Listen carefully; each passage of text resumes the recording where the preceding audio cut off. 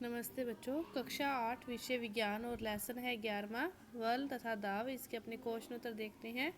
तो देखो, पहला क्वेश्चन क्या दिया है कि धक्का या खिंचाव के द्वारा वस्तुओं की गति में परिवर्तन के दो दो उदाहरण देने हैं। किनमें आप धक्के से या खिंचाव से उनमें परिवर्तन करते हो।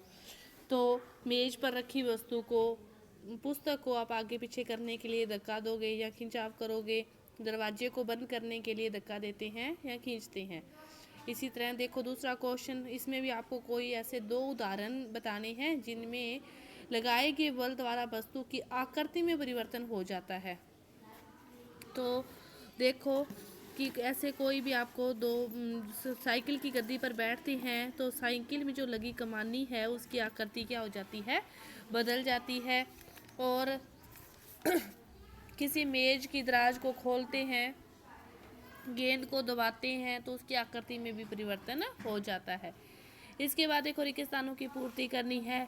कुएं से पानी निकालते समय हमें रस्सी को डैश पड़ता है। तो रस्सी को क्या करते हैं, कुएं से पानी निकालने के लिए रस्सी को खींचना पड़ता है। एक आवेशित वस्तु अनावेशित वस्तु को क्या करती है, आकर्षित करती है। एक अनावेशित वस्तु है वो आवेशित वस्तु दूसरी अनावेशित वस्तु को आकर्षित करती है। सामान से लदी ट्रॉली को चलाने के लिए हमें उसको धकेलना पड़ता है। और किसी चुंबक का उत्तरी ध्रुव दूसरे चुंबक के उत्तरी ध्रुव को क्या करेगा, प्रतिकर्षित करेगा। इसके बाद देखो चौथा क्वेश्चन कि एक धनुर्धर लक्ष्य पर निशाना साधते हुए अपने धनुष को खींचती है, तब वह तीर को छोड़ती है जो लक्ष्य की ओर बढ़ने लगता है। इस सूचना के आधार पर निम्नलिखित प्रकथनों में हमें दिए गए शब्दों का प्रयोग करके रिक्त स्थानों की पूर्ति करनी है। धनुष को खींचने के लिए धनुर्धर एक बल लगाती है जिसके कारण इसकी डैश में परिवर्तन होता है। इसकी किस में परिवर्तन होता है, आकृति में। पहले में क्या आएगा, आकृति। धनुष को खींचने के लिए धनुर्धर द्वारा लगाया गया बल डैश बल का उदाहरण है। जो उसने धनुष को खींचा है तो वो पेशियों के द्वारा खींचा है, तो वो उसका क्या है, पेशीय बल है।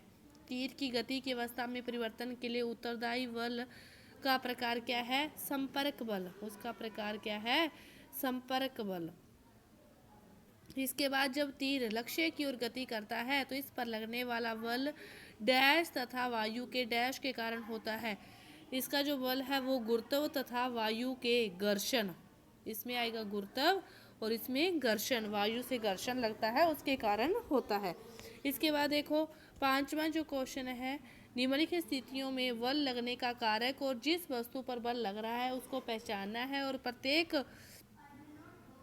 स्थिति में जिस रूप में बल का प्रभाव दिखाई दे रहा है उसे भी बताना है। तो आप क्या कर लोगे, एक सारणी बना लोगे इस क्वेश्चन के लिए कि बल का कारक क्या है और उसमें प्रभावित वस्तु कौन सी है और परिणाम क्या है। तीन इसमें बना के और हर का लिख लोगे। जैसे पहले का करना है अपने को, रस निकालने के लिए नींबू के टुकड़ों को उंगलियों से दबाना। तो बल कौन लगा रहा है, उंगलियां लगा रही है। और उस बल से प्रभावित कौन हो रहा है, नींबू। और परिणाम क्या है, उस जो रस है वो नींबू का वो क्या है, निकल रहा है। इसके बाद दंत मंजन की ट्यूब से पेस्ट बाहर निकालना। तो दंत मंजन की ट्यूब से पेस्ट को बाहर निकालते हैं तो हाथ की उंगलियों से ही दबाते हैं। तो बल क्यों लगा रहा है, उंगलियां। उससे प्रभावित क्या हो जाती है, वो बल किस पे लगाती है, उस ट्यूब पे लगाते हैं।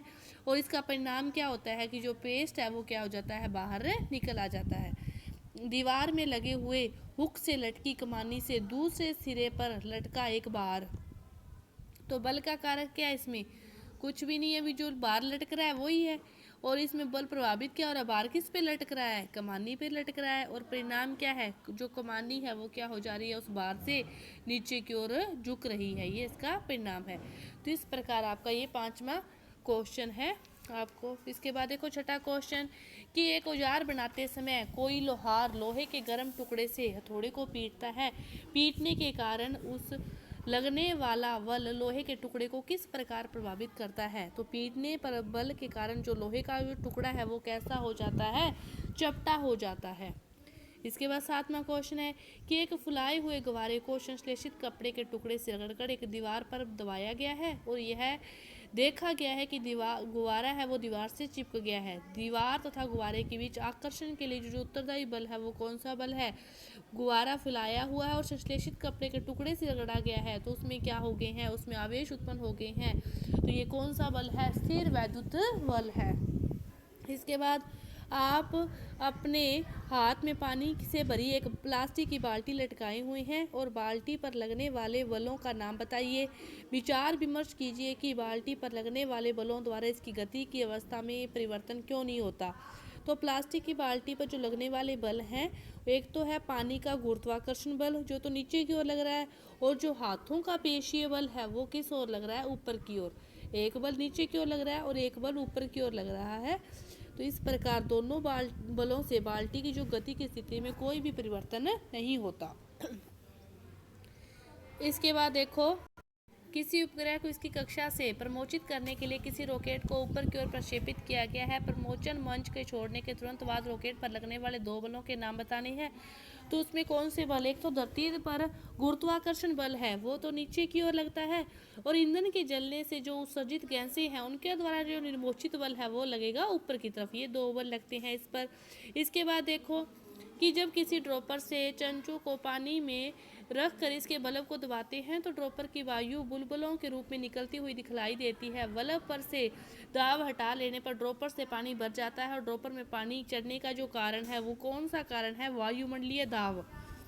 वायुमंडलीय दाब के कारण जो पानी है वो ऊपर की ओर चढ़ता है। तो आपकी ये क्वेश्चन उत्तर हैं इसके जो पूरे हुए। धन्यवाद।